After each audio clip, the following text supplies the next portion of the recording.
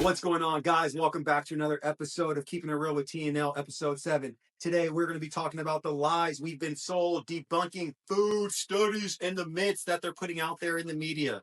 This is definitely going to be one of those topics where we're going to be getting a little bit real, as we always do, but also bringing us some hard facts that I would say have changed my life once I actually found out that some of these studies from these top schools like Harvard and all these other places.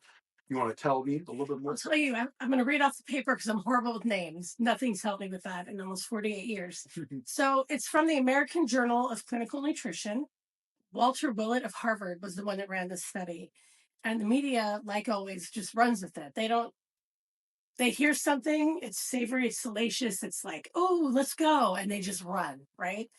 The increased risk of type 2 diabetes from red meat kills me on so many levels because we know, as we talk about insulin resistance and pre-diabetes and all the things that we work with our clients and our personal training clients and our members, we know what drives that. Absolutely. And we've always known what drives that. So and I'll also point out that you came across this through the Broken Science Initiative. Yes. Right? So BSI, which brokenscience.org, again, get on there. There's so many things that will help you understand the false information you've been fed for some of us our whole lives and show you why the study is not true and what that all means. So super stoked that you checked out this article. Yeah. And so that's what we're going to be breaking down, where you're going to be telling you guys how that experiment was actually done, the truth behind some of the allegations and claims that were made, despite the facts probably not adding up to what was sold. So stick around for that. But before we dive into that, we want to give you guys some advice and tips. So yes, this podcast is usually for the CrossFit San Ramon gym, but it's also for anyone who's watching, who's concerned about health and fitness and how they can make their life better. Now, something that has been coming up at our particular gym, but may be coming up in your life as well, is minor knee pain, despite not having a major injury. So something that we tend to hear a lot is, hey, I'm just having some minor ache here, a minor ache there. And naturally, the first question is, do you remember any kind of major injury or hurting at all? And most of the time, they're just like, no, it's just every now and then. So I'm going to break down some of my own facts that I've learned about knee pain and kind of more of the cause and some things that you can do to address it. So the first thing we're going to talk about is most common knee pain is actually not caused by the knee at all, but it begins in the calf.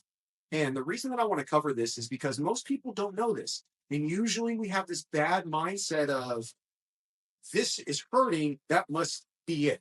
And it's almost like what most doctors do when they're like, oh, my arm's hurt. Okay, here's some ibuprofen. As opposed to actually asking you, well, what have you done? Do you know how it might have happened? Anything of that nature. So that's why I want to go over the cause. And the cause of most knee pain, the minor stuff, is usually tight calves. And what happens is, as we go through life and we're living in our daily basis, the calves are, for the most part, the least of anybody's concern. And you're just walking on them. And so imagine years and years of consistently walking on your calves, not really stretching them or worrying how tight they start to get. Yeah.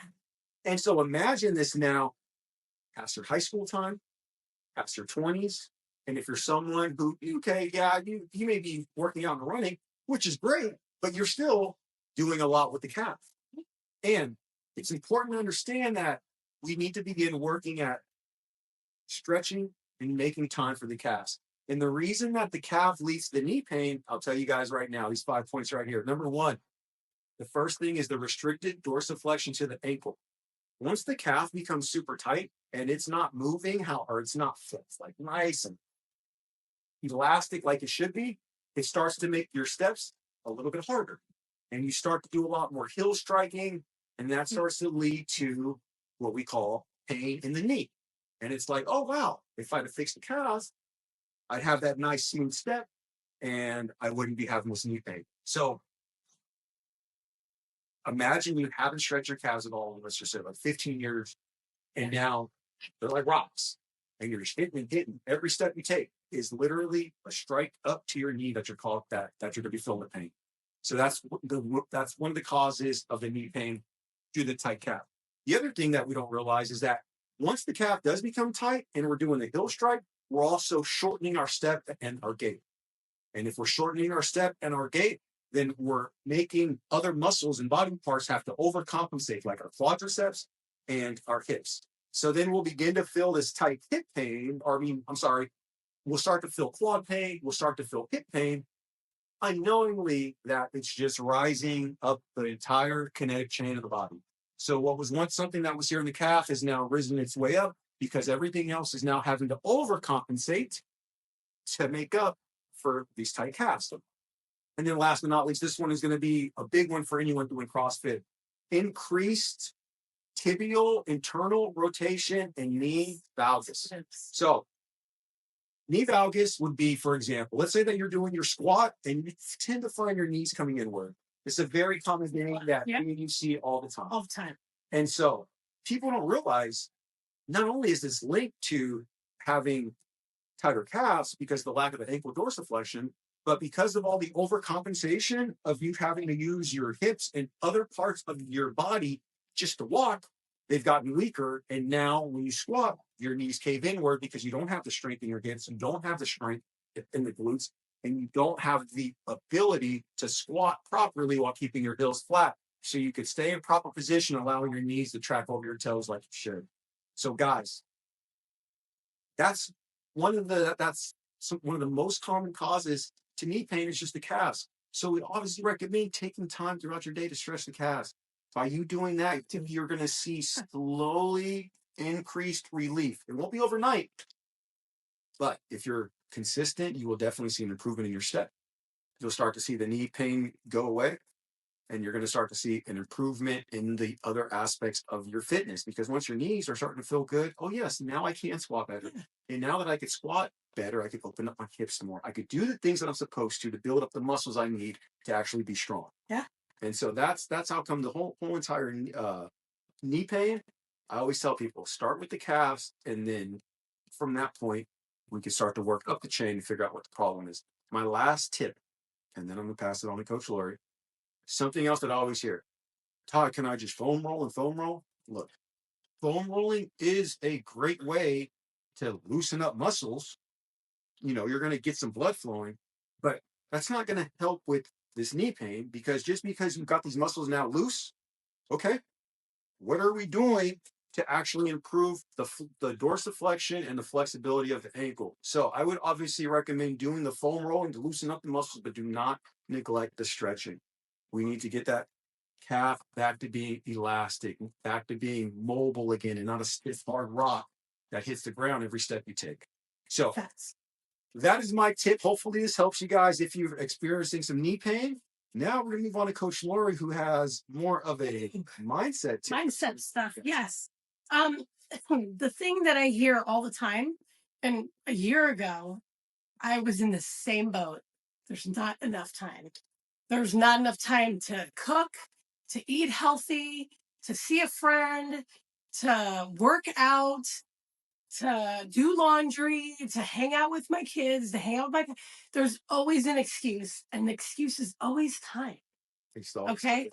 Oh my God. And look at how much we do now. Like we were laughing, like Ty and I, we are literally like the Energizer Bunny, but like I'm fast forward 7 days a week. I mean, now that I'm pushing 50, I'm like, I gotta get 7 hours of sleep. And I almost feel nervous about being asleep that long because there's so much to do, right? So finding the balance it's imperative. And the first step that you could take to noticing that you do have time is to really kind of map out your day. Okay.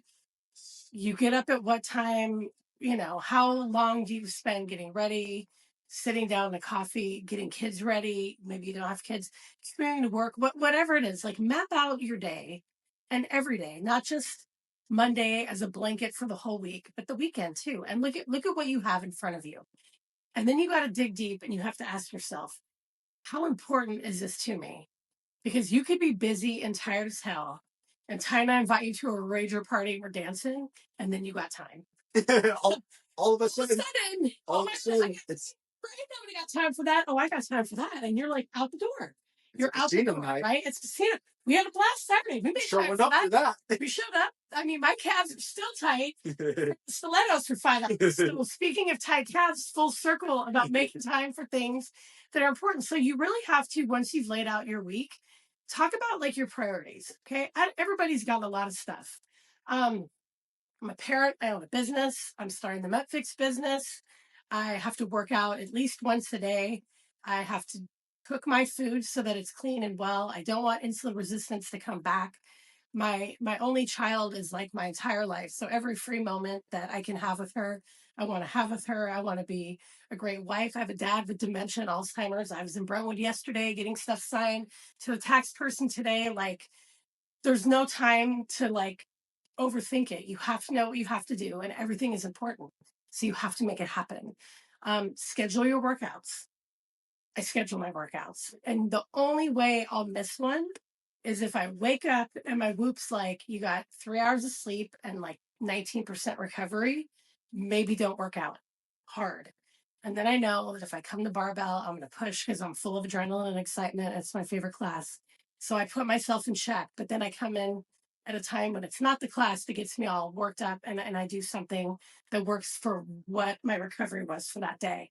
So at this ripe old age of almost 48, I've learned how to keep my fitness in check so that I'm not injuring myself, because that's when injuries happen, right? We're hell tired, not thinking about it, whatever. I don't have enough time to eat healthy. You could literally go to Chevron for a gas break and grab your lunch, get some hard-boiled eggs, get the unsalted roasted nuts that don't have an oil on them, because that's where they hide seed oils. Bruh, why do my almonds with salt have canola oil? Are you joking? Read the package. Grab a nice pH balanced water. And if you eat fruit, because I tend to go really low on the carbohydrate, they have organic fruit now in Chevron and Shell and even the little off-brand gas stations. So you could literally, while the car is getting filled with gas, run in and get some healthy food. Okay. You can see chomps like jerky. Chomps legit. Oh my God. And actually, decent, like not Slim Jims, like actual. No, like real beef jerky. Yeah. Jerky. Yeah. Like the meat is good because remember, animals store toxins in their fat. So you eat low quality meat that's not organic or grass fed or whatever, you're getting all the crap that they're ingesting because it's in the fat that you're ingesting. So, side note. So again, you do have time to eat healthy. We can vouch for this. In and Out is like a block and a half from the gym where we're at right now. It is like literally 40 cars deep during after school and dinner time. So if you're telling me that waiting in line at McDonald's or In and Out for 40 minutes to get some crap food is faster than running in the Safeway and grabbing an organic rotisserie chicken and a bag salad and putting your own dressing on it, then we're just not being honest with ourselves. Like there's so much you can do instead of waiting in line. But my kids are picky. Well, you're in charge. They're your kids and you provide food. So at some point you have to help them get past the control mechanism of I won't eat that. I mean, that's I mean, yeah, I could shove my kid up when she was little with, a soft serve cone, but then also talking her out of her tantrum and moving along and having, some fruit and vegetables. It still made her happy. Just didn't fall into that, like, here's the phone. I'm busy. I can't parent. Watch phone. So these are things that you should think about, right? You can get fast food that is healthy, which is actually the Monday Fix talk from a December 2002 Greg Glassman CrossFit Journal. They'll be coming out next week that we'll be talking about how much cheaper and faster it is to run into the supermarket than go get fast food, especially now since fast food's hell of expensive. Exactly. You're not even saving money. You're not even saving really any time. Nothing. And yeah. You're basically going home and eating a science experiment with the amount of chemicals that I've put in to make it taste a way that you could tolerate. Yeah. Basically. Pretty much. That's what's being done because there's not any real actual food being given to you. Yeah. Even In and Out, if you let us wrap a burger there, it's still like great. It's an F. They give it like a letter grade, like we're back in school. A being clean, organic, grass fed, and F being like crap quality beef. Is it beef? Like when the tuna fish isn't tuna, it's Subway. What's in the fish? I'll never know because I don't need a Subway. I'm not going to find out. But that being said, like if you go to Costco, if you go to places that actually have sous vide, grass fed sirloin, there's pre made food that you can have and take home that is a quick thing. There are crock pots, there are Instapots, there are things that you can do. And I'm telling you, like when you own a business, especially a gym, it's like having an infant, right? It always needs something 7 days a week, 24 hours a day. Something like the wall collapsing in the parking lot this week. Super fun times, right? We're always here. So the food that I did not get a chance to cook was okay because I could pull the Kevin's Paleo chicken out. That's good ingredients, organic. There's no dairy. There's no crap in it. There's no seed oils. I could get the bag of vegetables, the Pura Vida, that's actually cooked in olive oil, so there's not crap oil. So I always have vegetables and meat ready to go. That being said, if I come home and Ashley's having lunch and I'm talking to her, I can just throw something in the oven for 30 minutes and have 3 packs of chicken thighs ready in that amount of time while I'm having quality time with my family. So you can find little ways to just, throw something in the oven, throw something in Instapot. Don't fall prey to you're too busy to eat, right? So then workouts. Okay. We're not open 24 hours a day. If you remember, I get it. Most gyms are not. 24-hour fitness. If you have your lifetime membership for $30 there, you can go in 24 hours a day, try to get something done. Life hacks to getting your workout done or do it before work. We have our busiest class, 5:30 a.m., 6:30 a.m. are busy because people want to get it done and get to work. Because after work, you might have had a crappy day at the office and that sucks the life out of you. And then you're less likely to work out, right? So find the time of day that works. And if you're going to work out after work, go work to the gym and then home. Because at the end of the day, I'm a life hack for a parent whose only child is about to be an adult in a year and a month. You're worth so much more to them when you're happy and awake and full of energy. So when you don't work out for long stretches of time and you're eating like crap, your mood is crap, your energy is crap, you're not playing with them at the park, they want to hang out and do stuff, and you're like, oh my God, I'm just really trying to Netflix and chill. And they're like, they don't want presents, they don't want big things. Your time is the gift that they want. So by working out and eating well and making that time to care enough about yourself to be the best parent, the best spouse, the best friend to someone, wherever you are in your life, like be the best version of yourself. So make time. And these are like the hacks that I talk about. So if you're someone that's always stressed out, but you don't have time to do a meditation because you're too busy, but you shower every day. So put the Insight Timer app on your phone and listen to your meditation while you're showering. I have a few of my clients doing that with me. So like I don't have time to sit down for like 10 minutes and meditate and get my mindset right. I'm like, so do it in the shower. Find a place to make the time. Right? There's pockets everywhere. And once you write down your week and you see where it's coming in, and you create that habit of like before work or after work coming in, or noontime, you get a lunch break, you work from home, you come into the noon class, or maybe you don't have time to get to the gym, but you go walk for 20 minutes at home and get like a super fast mile and a half in. Do something. There's always time. Oh, absolutely. Always time. I promise you. I know, oh, it's so easier said than done. I literally rattled off what my life looks like in minor detail. I'm busy. Yeah. I'm already completely like Okay. and so I'm already over people because I hear it all the time from people about how they have it's so hard, Ty, you don't get it, having a family, doing this and doing that. And I guess that most people just assume people like us just hang out all day. Yeah. Like I just kick it. Like Or if I wasn't a cop who worked 12-hour shift on a 2-hour yeah. commute on a grave shift and then obviously still could get home, waking up, getting my workout in. I really don't care what you have to say. Yeah. There is no excuse. And I guarantee this, there will come a point in your life that you're going to wish that you had made the time. I watch as my grandpa is sitting at home dying right now because he chose let his health go and he chose not to care. And now he's wishing he had that time back. He's over there crawling for life. It ain't coming. You're done. Your time's up. It's simple as that.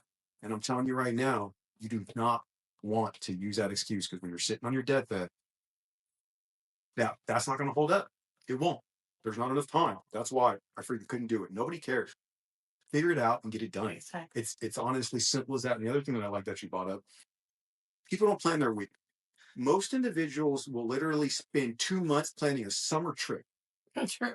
Yeah. They will literally, like, I know clients here, I will be hearing about a trip that they're going on in like January.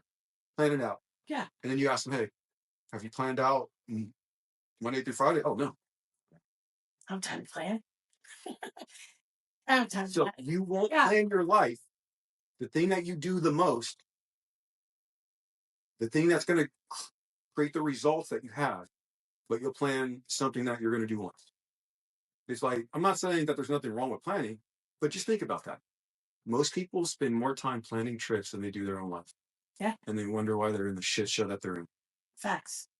Two last things to think about. One, the worst time to care about your health is when you've lost it, because now you've dug your grave and you're crawling out of it. And hopefully you have a good doctor, hit or miss around here, or at least a functional one, to give you the tools to get real health back. And two, there's no amount of money that's going to make you healthy, because if you fall into the trap of like, my thyroid's sluggish, so I'm going to take thyroid meds that do the work of my thyroid but don't kill my thyroid, or my blood pressure's high, so I'm going to get on all this medication or statins and this and that, which really don't add much, if any, time to your life. They break down your health, and then you're still feeling like crap. So, I mean, nothing's more important than this life that you have. You got to make the most of it. And that means making time to eat healthy and to incorporate fitness into your life. Like, absolutely. Because no, you can't buy that. You can go get a Brazilian butt lift, but you're not healthy. And people make it funny. It's probably looking funny. I don't know. To hit on the head. It's like I see more people will make time and money for plastic surgery than a gym membership. Great. And then I know people like friends and family and friends of friends that will go drop $2,000 for some dinner at a Michelin restaurant. So cool. But they won't pay $200 a month to go to a gym, because that's expensive. And I'm like, dude, $2,000 is what I pay in 2 months for groceries, for real food, for keeping up with Tim's appetite, like, and everything. And then they won't put it into like any aspect of health and wellness and fitness. And it's mind blowing. So think about it. Write it down. Write down your week. Write down what's important to you. And remember, and there's nothing wrong with this. Some people, their parents is very important. It's part of their job. It's part of their happiness. Their self-image is important to them. But everything you do when you're eating right and working out heals the inside, and the outside reflects it. You know what I'm saying? Like you see people looking younger as they age because they're eating right and they're working out. Saying, I don't know. Just that's my thought on that. Not enough time is no longer in our dialogue. Erased as of today. Erase that. And then you also have to think too, guys, most of us are buying all these other things or doing these things so that we feel good. And it's like, what's going to really make you feel good? If you have the confidence to look at yourself in the mirror and be like, man, I'm proud of myself. I worked hard. I mean, that's the confidence that the nice car and house or the butt lift and the other things that they're looking for. They're not looking for a butt lift. They're looking for confidence. Yeah. And they don't understand that's what's really taking place. And they could find that same confidence here in the gym. People like $200 a month, that's astronomical. You're not buying a gym. You're buying confidence. Yeah. You're buying that feeling of accomplishment. Oh, yeah. And there's no negative side effects, right? Like the only true prescription that heals you without a side effect is nutrition and fitness. Everything else. I need to lose weight fast. Ozempic. Okay, well, the osteoporosis and blindness in people is so off the charts. It's actually making the news. Who knew that they actually point out something that was true that people should be aware of? Or the muscle wasting. Why do I have a heart problem from Ozempic? Because you're losing like twice as much muscle as fat, and your heart is a muscle. So did you think that Ozempic's like, no, don't touch the heart, just take the quads? It's not choosing and picking. So it's like, these are the things that you really got to like have that internal dialogue and keep it real with yourself. Keep it real. Real. And so something that me and Lori, we joke with all the big pharma stuff, and especially with these weight loss ones, when it's like, oh yes, you're going to be light, no work, you're going to start to lose weight, and then they're like side effects, blindness, osteoporosis, vomit, suicidal thoughts, all these other things. And it's like, working out is so hard that I will sacrifice my eyesight because I can't get my ass to the gym. I will give up seeing so that I could feel like I've lost some weight and feel good inside and tell my friends I'm down 12 pounds. Yeah. You trash. Hey, this is keeping it real. If you guys don't like it, we'll watch anything else. But it's out there. Because Yeah. these are things that actually, I don't usually get agitated, but it works up when people think that they could lose weight or do anything that doesn't have to do with actually working out and doing it right. Fitness is the last thing on earth left, damn near, that you have to do it yourself. There's no AI bot that's going to come lift these weights for you. There's no trainer. It doesn't matter how much I yell. You have to do the work. You have to put in the work. There's no shots. There's no pills that are going to make this real. If you really want to be strong, you have to come and lift. If you want to be lean, you have to come and work out. If you want to feel good, you have to learn to eat right. And if you're not willing to learn those things and you think that you could buy that, oh no, there's still a price. There's a transaction. There's a price and transaction for everything in life. And if you would rather lose your eyes or lose your bone density so you could be down 12 pounds, that's your choice. But I'm not going to help you anymore. Yeah. There's nothing I could say about that. Yeah. I mean, it's tough. Here's the thing. Consistency is the fast track. If you want long lasting results and how you look, because everybody cares about how they look. Like when we went to McKenna's party, I got dressed up because I'm always in, nobody knows what I look like because it's cold in this gym all day and I'm here to work out and take care of people, not like, be thirsty for attention when my husband's in there. I don't need any of that. I don't need any of that, but I want to look nice at a party and go out and do stuff. And people are like, holy crap, like what part of the matrix are we in right now? Or, but so we like to get dressed up and feel good about ourselves. New outfit, new haircut, eyebrow waxing. I get it. But consistency is a fast track. And if you want to feel as good as you look, like you got to do it the right way. There's no money that's going to buy it for you. You could be like, who's the richest person now? I don't know.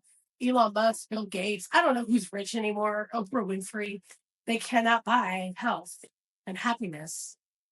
They can change a little bit of aesthetics and nip and tuck and suck and all these different things out. But that's at the end of the day, when you're 80, your beautiful lip injections don't help you get up and down off the toilet. It's your quads.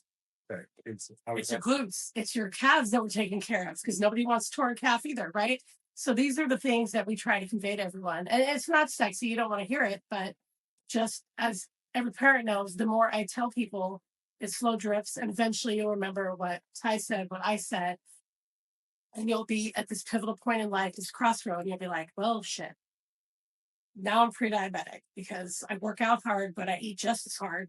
I equally crush carbs as I crush PRs. And now we've hit a crossroad. And you'll be like, what do I do? And your doctor will be like, don't eat red meat. That's coming next. But you'll remember these things. And we tell you because we love everybody and you deserve honesty so that you can be healthy and have a great life too. Yeah. And I just want to, we're going to move on into the main topic. I just want to kind of piggyback on what you just said. The stuff that we were telling you guys, there's no sponsors here. I'm not in the pockets of the ranchers. I know that people may think that. God, I wish I could listen. Yeah. That'd be so nice. I would still be sponsored by some 4-H ranch club out here. Like, someone we got cows coming. Yeah. It's like, yeah, damn it. We don't have any. Yeah. There's no secret reason for us to even pass this info on. And it's like, you should go to our social media, watch our lives, look back where we were 5 years ago and how we are now. Like that should be enough proof. There's science experiments that aren't even documented as well as our journey. Yeah. Dude, look at the new community wall. There's a picture of me. And I was like, yeah, insulin resistance and perimenopause had it hard for me there for a bit. Like, holy crap. I was probably like a size 12 in that. And my jeans are 6s now. My dresses are, it's just like, it's crazy. And then you see that and you're like, wow. So all I did was cut the carbs and stay consistent and never miss a workout. And here we are. Simple as that. No injections, no. I mean, the most I do is I wax my eyebrows. I'm Italian, so you can judge all you want, but until you've been a hairy Italian, you don't know what it means to have 2 eyebrows. So, and I cover up my grays with cleaner hair dye that doesn't have gluten and different things because I if I'm going to be a natural brunette again, I want to just be a brunette. So that's as far as I go. And maybe some nice like firming lotion on my legs because I'm pushing 50, like collagen, those things. But yeah, you can chart. Or it's not like we're sitting here like backdoor at the plastic surgeon getting stuff that we just live it, and all of our clients who live it and follow it are 100% at their healthiest now too. And Absolutely. it was not groundbreaking. There was not one prescription drug needed to Yeah. bring people back from the brink of like really, really horrible health too. So That's what I'm saying. yeah. All right. So let's talk about this red meat So- stuff going out so- there. We're going to be moving on now. Lord. So, me and Lori had kind of briefed you guys at the start of this episode, and the main topic is going to be they had the nerve to publish a study in 2023 that said red meat may cause type 2 diabetes. Now, on the surface, let's just say that you just read that. Nothing else with it. It's just a Newsweek headline, or when you open up the Internet Explorer or your Firefox and it's on the news thing, it's the first little thing that just hits you, and then you move on. But the damage was already done. And you're like, oh, it's in there. Yeah, it's in there. Oh my God, red meat causes what? And then you're not thinking, you're not going to go actually sit and read this article. Of course not. Hey, You don't have time. you don't have time. You don't have time. You don't have time. You're too busy. We talk about that. We already covered it. Oh shit. And so that's how come I'm honestly hoping that you are watching and taking the time to get this far in the episode to hear what these little quick blurbs of info, and you're taking them in, not knowing the truth behind it. So that's what we're going to break in right now. So I will let Coach Lori kind of give the rundown of the article and what we're going to be covering, and then we'll go from there. Okay. So the article analyzed data from the Nurses' Health Study, a observational study that's been running since 1976. It's older than me. Observational. We're just kind of, And Walter Willett from Harvard was like, this meat is horrible. He's like the biggest anti-meat guy with his claims over the decades that you'll find. Yeah, so already we're kind of like, okay, well, just observational, nothing's controlled, we're not really testing for anything like that. But I just want to get this straight. So you mean to tell me that this was an experiment, but nobody was actually fed red meat in a control setting? Yeah. And so as we did, Okay. so you are telling me that there was an experiment done that claims that red meat could lead to type 2 diabetes. And increase the risk, yeah. And increase that risk, but not one person was given red meat in a controlled setting. So let's talk about how they actually got these facts. And I just want to play a game here. Let's play a game. So, the truth is, guys, how these facts were actually are taken in was there was a controlled group of people, and they were basically told to go and live their life. And every year they'd receive a questionnaire where it's 119 items that just ask them to estimate how much they ate that year. So, Lori, can I ask you, how much red meat do you think you consumed in 2024? I'm just looking for. Well, let's say if I eat like a quarter pound of red meat, I have red meat almost every day. Okay. And there's how many days? 365 divided by 0.25. Yeah, 100. Let's just say 160 pounds of red meat. Let's just round it up in 2024. So, grass-fed and organic too, because that matters. But they weren't asking that, right? Yes. And here's the other thing that seemed to not come up on the same questionnaire form. There was definitely red meat, poultry, all that stuff. Mm-hmm. There wasn't anything about soda consumption. There wasn't anything about sugary drinks. They didn't ask about my carbs. They didn't ask about the carb intake. They sure didn't ask how often you're working out. What are you doing? Sedentary. Yeah. It was just how much of these items would you estimate you ate last year? And so this is what I know. It gives me a headache, but it's important we talk about it. And so he obviously just did this over years and years. And obviously, naturally, some people within this group, I'm assuming, probably developed type 2 diabetes. But that's like saying, hey, and me not knowing, but me and you had joked about this. That would be like if Newsweek or CNN published a headline that said, hanging out with Coach Ty and Lori 12 hours a day will cause you to lose 15 pounds, or may cause you to lose 15 pounds. I guarantee if it said that, everyone and their mom would be like, "What? Why? How?" Yeah. What do you mean? And I wish you guys would take these articles that serious, because someone just slipped a statement just like that right to your subconscious and you just ate it up. Oh wow, it's true. Cool. Yeah. And then you reposted it. Yeah. And then people are like sharing these. And this is one of my favorites. I love when clients who are overweight and out of shape love to tell me how to eat right. Really? So you came to me because you're overweight, and over these years, with all the knowledge you haven't figured out how to take it off. And then you look at me, and I'm going to talk some shit in my prime. I look really good. I know I do. And you're going to tell me how to get healthy and lose weight. That's wild. That's crazy to me. What am I here for? I don't even know why I coach. I should get it, because everyone seems to know that red meat's bad and Thai. No, dude, you can't eat like that. There you go. You are going to get sick. Am I? 10 years later. I know. And I still haven't died. I've gotten faster and stronger. High school me, this version of me would kick high school me's ass. Yeah. Just put it that way. Yeah. And I'm almost 40 years old. So that should tell you something. And the thing that kills me is I would venture a guess that, well, people are signing up for the study, but they're not even being observed. They're just answering a questionnaire. Okay.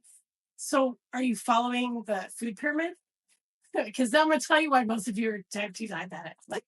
Let's talk about that, because this brings up a very good point. The classic food pyramid that has been pushed, that I remember seeing that when I was a kid everywhere. Everywhere. Dude, if I ate the food pyramid and grains was like the staple of my day, I would be beyond the 235 I was in my heaviest. Like, holy crap. Like, carbs and sugar turn into fat. Like, we know this, right? Like, I'm not going to eat an avocado with steak and broccoli and get fat. So what they're eating, they're telling me, estimate how much they ate, but what are you really eating? And how is anyone who's read the study, like, who does this Willie guy work for? Like, like, who paid him to put this bullshit out there? So that's the food industry. Like, oh no. So that is exactly that's the other thing that me and you are going to talk about. But really quick, hold on.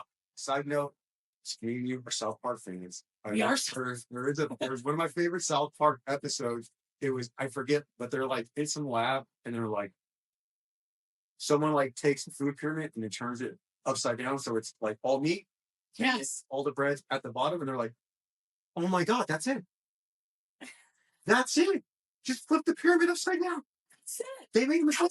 Just flip it upside. So it was really in a South Park episode. Okay. And they flipped the food pyramid upside down, and they said it's all meat, and then all the other stuff in that way. It should be very tiny. Yeah. I was like, how did South Park tell us this like 8 years ago, and people are just getting this now?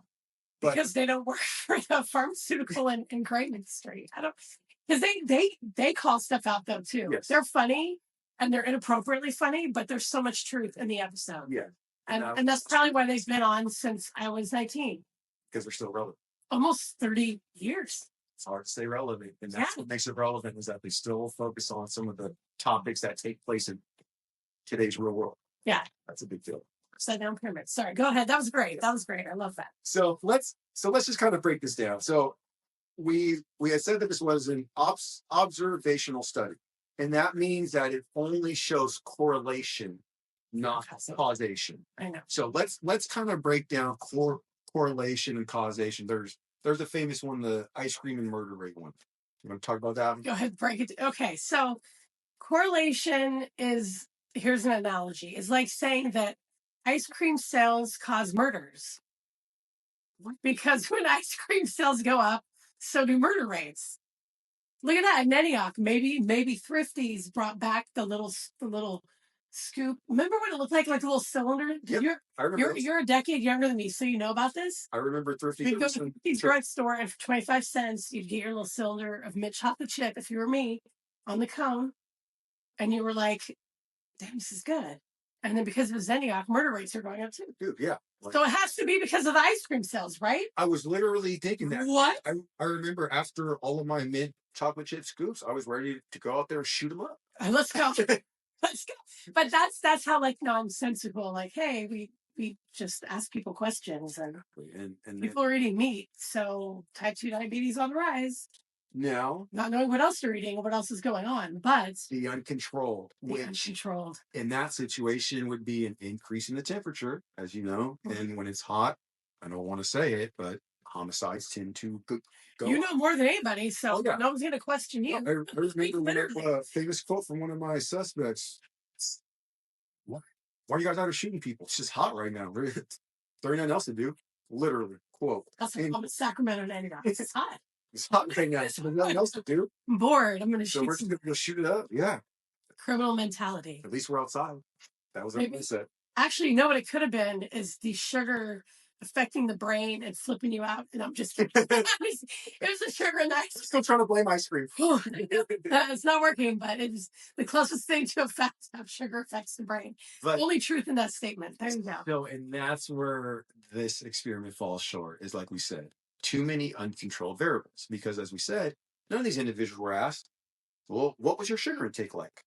And me and you have clearly put out several episodes about how diabetes and insulin resistance and the leading to becoming a pre-diabetic and getting type 2 diabetes all stems from what? High amounts of sugar. Yeah. So carbs break. I'm not doing any favors. Yeah. And then me and you know that red meat has no sugar and not even negligible sugar. Like there's not accidental sugar like somewhere. It isn't like this cow got caught in a freaking lollipop field and started eating them up. This isn't Candyland. And well, what about this though? Is it Chateaubriand where they wrap it in like phyllo dough? Then your beef is crap because you just literally put like croissant butter and some like gravy with flour in it. Then it's carb and sugary meat, but just don't do that. Yeah. Beef itself is fine, but I can't vouch for what people are putting on it, you know. But that's the point, guys, is that they have the nerve to publish this with all the uncontrolled variables basically unchecked. So I could by this logic, by the same logic, I could literally say that if you work out at CrossFit San Ramon, you will get stronger than anyone else in the city. Well, prove it. People here have PRs and they work out here. Yeah. So they must be strong. There you go. Not taking into account anything else. Yeah. I know if we said that, people would be literally banging down the walls talking about, what are you talking about? That's not right. Every gym in their mom would be coming here. Yeah. Throwing a fit. Especially every powerlifting gym. Yeah. They'd be like, nah. Where exactly? Nope. But when someone says I'm from Harvard, and this is what it says, we just, oh my God, I'm going to cut all my red meat as soon as I get home. I just ordered a cow. I'm done. And yeah. And so this is why it's important, guys, that when you guys are doing or hearing these, actually look into these articles, because you don't need to be a scientist to see this. No. When I was in the 6th grade and we had our first science fair and I was taught the scientific method, I was told, you're going to pose a question, you're going to develop a hypothesis, and you can have as many controlled variables as you want and only one uncontrolled. That's literally what I was taught in the 6th grade on how to operate using the scientific method. Now, that makes sense to me because if I have only one uncontrolled variable, which would usually be other humans, because that's the uncontrolled variable, yeah. We're not robots. But obviously, you would think a normal experiment would be like, I feel that red meat may cause type 2 diabetes, and not prove it. Yes. At which point, I'm going to take these, 15 individuals. This is the diet that I'm going to prescribe. I want them to eat 8 ounces of red meat each day. Consume water. Yeah. So I basically control all the food. And we know the one common thread is going to be the red meat. We'll check their stats now. We'll check their stats in a year. We'll check their stats then. Yeah. We'll check and then that would at least leave me more. Yes. Okay. Now we're getting somewhere. Now we have some actual things.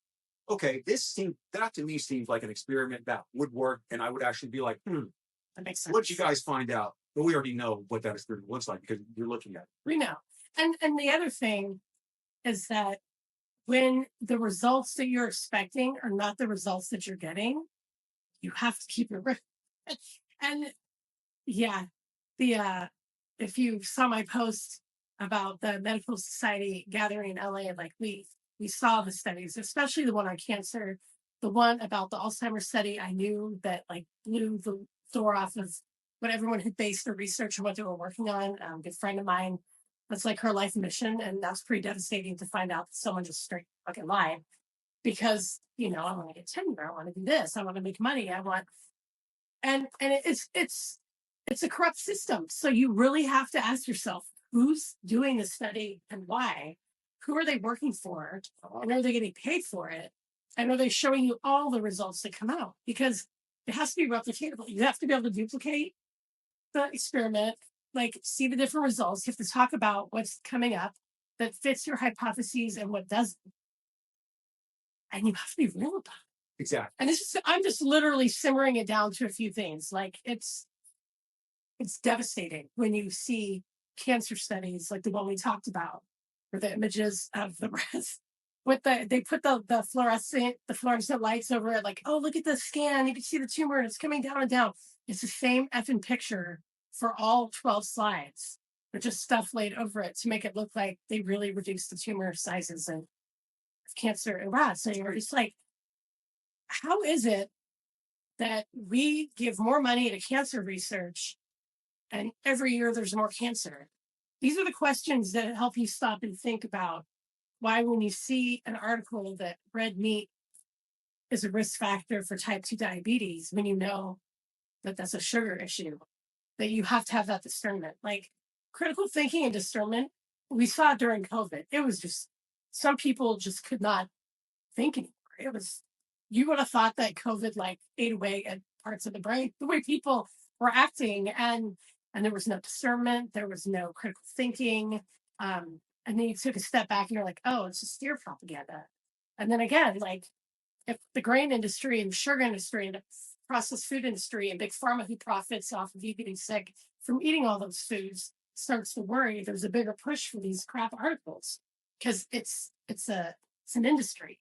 Healthcare is an industry. The food industry is a big money thing. So like you were saying, like we could run a better study observationally controlling our clients and talking about it than what came out of this since like 1976. And here's what's even scarier is that the actual results that me and you have gotten with our clients and the results we've gotten with certain members here and the results we've gotten with ourselves will never be in a book. Except the ones that we write. Yeah. You will never hear it published, and they will never, nobody wants to be the one, to be honest, and go back on all the lies that they told and say, look, man, red meat, low carbs, zero sugar, that's the way to go. And it's almost scary too, because this same guy right here, he was seen when he was asked, I think a few years after this article, I almost want to say they said it was 2019. He's on record as quote saying, if people would just cut out processed carbs, pastas, white rice, and sugary treats, they would be fine. This same guy. Yeah. Now, here's what's even crazier. Here's even crazier. So this is something that me and you joke about us being sponsored by the ranchers. Please, if there's a rancher watching, please sponsor us. But that's right now. Not, but this Harvard scientist actually did have sponsors. Would you want to know some of those sponsors? Please tell me about his sponsors. I know you got to have a list because it's crazy. I will just say this. I'm not going to go over all of them. I'm not going to give one or two. Go ahead. But so obviously, there is a company that makes impossible meat that just so happened to be one of the companies that backed or obviously funded this Harvard. Lori likes things live on TV. And it also turns out that this same exact scientist is on a board at the school for vegetarian diets and how they are supposed to be the best. So, full story, bro. Remember how making and so these individuals obviously pay him because let's be real. I don't know how most scientists live, but I don't think that it's not what we had thought as kids, where it's like Dexter. I'm always in a laboratory, chemicals. It's like this dude's probably sitting there like, let me call these people up again. I don't have anything else to really research right now. Yeah. And so that's the thing. At that point, you have to obviously have a reason to do research. So if there's a company who's going to pay me, and then they're like, oh, well, maybe you should see if this may help, or see what you could do with this. And it's so funny how if you could say that red meat causes all these problems, and you are getting paid by people in the vegan and vegetarian food industry, I would say that that might be a conflict of interest. I don't know. I don't know. It might not. It is, but you see, Comment. Tell us. tell us what you think. If And you here's guys the have deal, like if your religion or your heart tells you you can or can't eat something, like I'm not talking to that effect. To each his own. I'm not here to tell you what you can and can't believe in, but I can tell you what foods factually do inside your body. Add to it, take away from it, why meat's important, why animal protein is important. You can't really replicate that, why impossible meats and stuff. I'm like, dude, if I wanted to eat chemicals, I'd just straight go to some crappily made chips and call it a day because at least they taste better. You know what I'm saying? Like ridiculous. But it's I mean, I don't know, like knives. It was a fork over knives or knives or something on Netflix, and then that Blue Zone that they're like that was a bunch of bullshit. But people like we see it and we're Netflix and chilling, or we are scrolling through TikTok and someone says something, or there's a news article from the New York Post or whatever that paper. It's like talking about something wild with food, and it's never really to your benefit, and you never stop to look into it, to ask questions. Tim's brilliant. He's always looking at like body mechanic stuff, right? Like Tim will fix any mechanical issue in your body, and I'll bring you back from any autoimmune disease. Like that's like what we're good at separately, right? And I'll be like, oh, this knees over toe, da da da. And I'm like, so what's the basis of this working? Or, oh, I just read this article about da da da. Who wrote it? And I'm always like devil's advocate, not to be that person, but because I always want to make sure that whatever we're coming up with to pass on to a huge base of people is that there's facts behind it, right? So I joined the medical society because I'm not just a med fix. I'm in that too because I help people at functional level of medicine, but I always have to keep up on things. The other thing with red meat that we have to call out, because I know people are gonna be like, well, your cholesterol. And I'm just like, slam in my face. It's like a hot-headed Italian temper coming through. No, there's a book called The Cholesterol Myth, and I've been promising a cholesterol workshop. It's going to take time because I'm still putting together my Metfix method website. We have a nutrition clinic in a few weeks called Why Can't I Lose Weight, which we'll touch on that. But when you go back to medicine before it was like really bastardized through the food industry and the pharmaceuticals, like a normal cholesterol number was far above 200. And we talk about the particulate sizes of the cholesterol, your good, the bad, and we know what drives it up. Like, you know how you're hearing about seed oils right now? Aside on this, you want to knock that cholesterol number out of the park and have like really bad stats, like keep eating your stuff fried in shit oil. Yesterday, I'm gonna give a shout out to Kinders. I was in Brentwood. I was, like I said, my dad he has dementia and Alzheimer's, and I go out to visit him and I take him to lunch, and I always get just meat and vegetables. And they had a sign, I'm actually gonna post about it, that their fries and tots are cooked in beef tallow. No more seed oils. Well, I'm not going to have fries or tots, but if I were going to have them, they'd have to be cooked in a good oil. And I think that that's a great option that they're actually willing to do that. So for all of you that love, I mean, I get it. Like I cannot have French fries and potato chips around it. I like them, but it's like the oil is what's like killing you faster than the potato at that point. So even Kinders, they've been around since black and white pictures were the only thing they had, right? And they're all over the place. And I was like, good for them that they did that. That's huge. So the seed oils, the carbohydrate, the low quality carbohydrate cooked in the shit oil is just like, oh, throw little daggers in the heart. You're causing damage that way. And then the cholesterol rushes in to repair the damage that you're causing from the crap food that you're eating. There's my quick aside on cholesterol. The red meat is not killing you. It's not. It's not. It's not. It's not. I know there's so much. I know. I'm just taken back because so here's the thing, guys. We're gonna put a link to the article that we were referencing, so you guys can read it yourself in the video.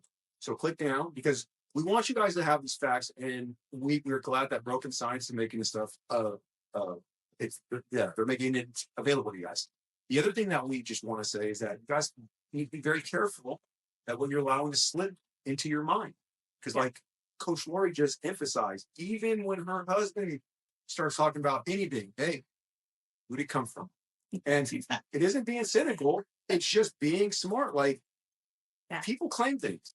And it's our job to be like, is this information valid or not? And I know that if you guys were to hear something like, hey, there's a rise on child abductions, everyone's be like, oh, where? What's going on? What? All of a sudden, now we're engaged. Yeah. And here's what's even scary is that somebody didn't read the article and allow the headline to shape their mind. Yeah. That's what's even scary. Didn't do anything. You just allowed them to drop that right in.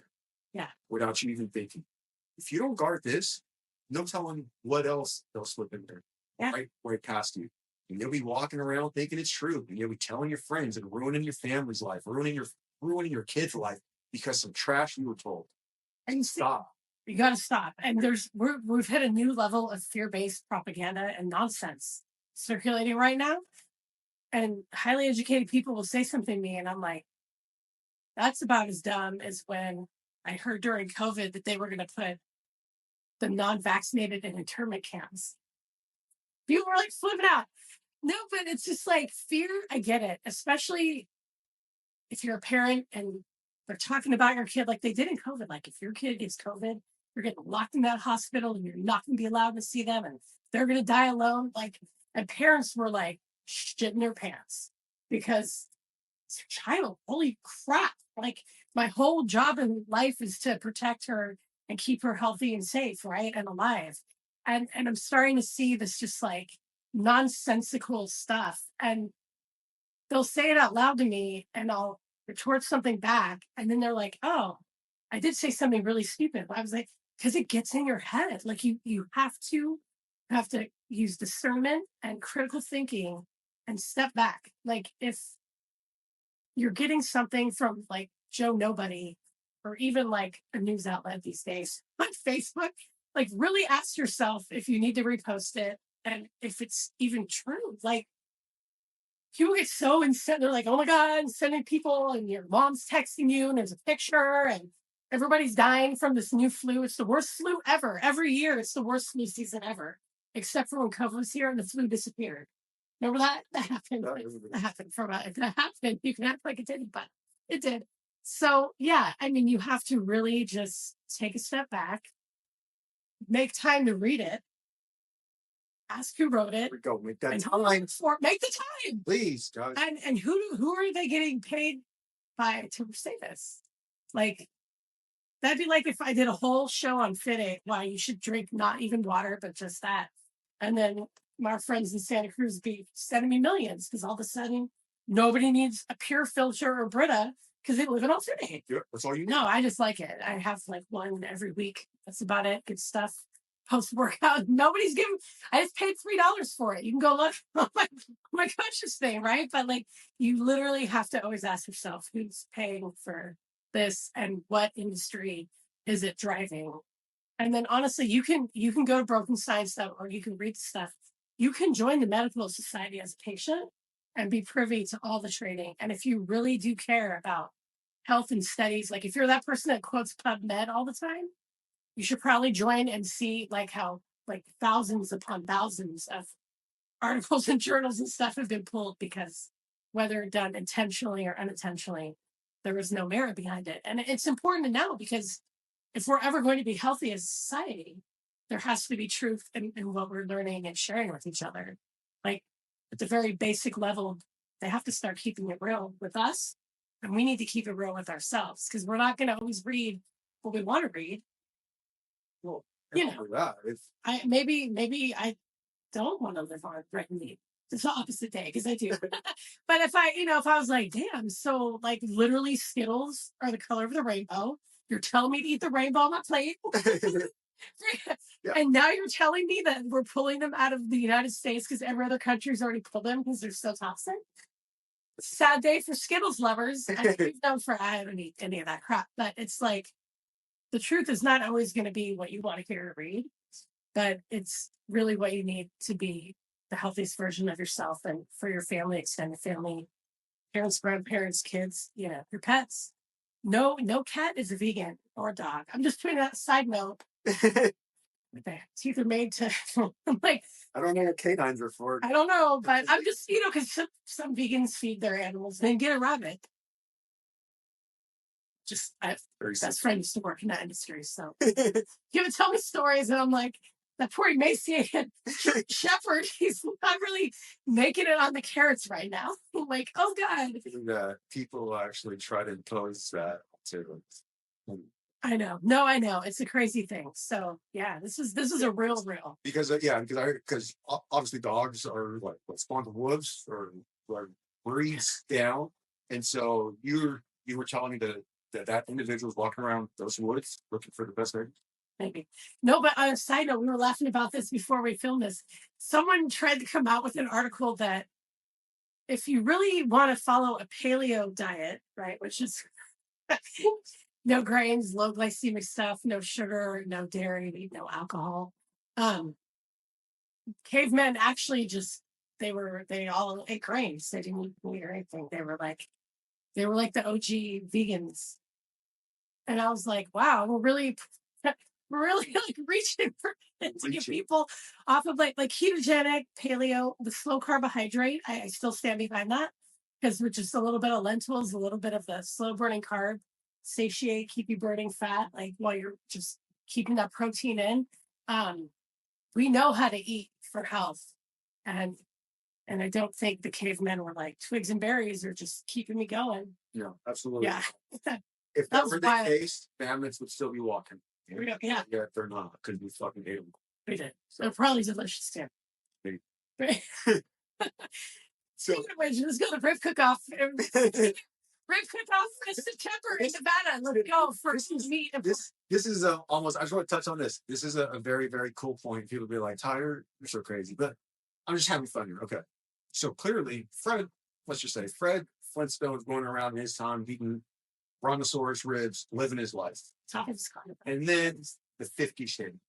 Soda hits the stage, burgers, fountain drinks, and this whole new upper echelon, or this new style of food is ushered in. Bagged chips, bagged packaged items. All these items begin to come 50, 60, 70. And then we obviously cancer on the rise, 80s, 90s, 2000s. Yeah. You could literally see the food that was put into a group of individuals, the baby boomers. You could see their lives now and what they ate. And as I look at my grandpa and see how he's living, you could see the damage that was caused. Yeah. Not everyone has the wherewithal to be able to see 30 years right in front of their eyes, but I do, and I see it. And so I look at myself. I made a choice that I wasn't going to eat like them at all. And I literally just do the meat, the low carb. This is 10 years. I was 400 pounds. I'm now not. Not only have I kept that weight off by following that for the past decade, since actually, no, 12 years, 2013, for following that amount of time and in my life consistently. I don't have any ailments. I don't have to go. I don't have doctors. I don't take any pills. I had a doctor literally ask me if he could about my personal training. That's what's crazy. Awesome. The individual who I'm supposed to be going for health is asking me to help him. Yeah. With all his years of schooling and knowledge. But clearly he sees that we have figured out something that they're not putting in books. Then they're not letting you guys know. And it's how to get real results and results that last. Yeah. And like I said, if you're going to take your advice from anyone, look at them. How's this person look? How do they carry themselves? Is this someone who you would actually take serious? Can you see the conviction in what they're trying to tell you? That's where you need to start to ask when someone's trying to put information out there. Because the stuff that we're trying to give you guys, to us, this is very serious business. Like, I don't take any of this light. And that's how come I'm a little bit worked up, because I hate all the excuses I hear with people who just don't want to work hard, eat right food, and make time for their fitness. It just doesn't make sense. People will spend time arguing for hours on why they can't, as opposed to shutting up and doing it. Yeah. So you just got to do it. And just do it. Like what you're talking about, you're watching your grandpa with his health struggles. And, I got to a point in my life, like from the first step, if you watch my episode, life has thrown me many curveballs. And every time I come back through nutrition and maybe some vitamins, different things, I ran my genomics on myself, my metabolomics and GI test. I know my genetic mutation is my MTHFR gene. I know that with another gene makes high fat hard for me to. I know what I need, and I know that I don't methylate B vitamins, so I get on that. And what have I done in the last year? I have PR like every lift, every lift. There's nothing in here that I can't lift heavier now at almost 48 than I did at 35 when I started. I thought they told you guys you get older, you're supposed to get weaker. That's the thing. And that's the other thing too. Other Is than that not what happened? no, it's not happened. And look at him, he's Front 60. eyes. No, I know. That's the thing. Oh, because everybody watching this, if they're going to be honest with themselves, has gone to Kaiser or wherever. Badge of honor, I survived Kaiser. And you're like, yeah, I feel so great. Well, you're getting old. I'm 32. I remember the first time someone told me I was getting old, I was like 31 or 32 because Ashley was, maybe a year old at best. And you're just like, what? Like my grandparents were late 80s. What the hell? Like this is there's 50 years left. But aren't we making all these advancements in health and science? Why is it? They don't have an answer. Age is the same bullshit excuse as not having time. I said it. What's tomorrow? Is tomorrow Thursday? Today's Wednesday. Yeah. Tomorrow's Thursday. I know what day it is. I'm getting better.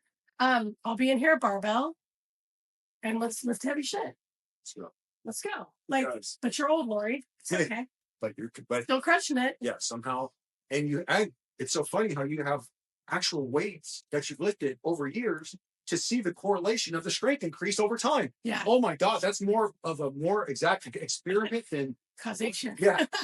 What the hell? I know. Crazy. That's why we tell you guys to log your scores for what you're lifting, because then you can watch the change. Or you could think that you're getting stronger, just like you could think that red meat causes type 2 diabetes.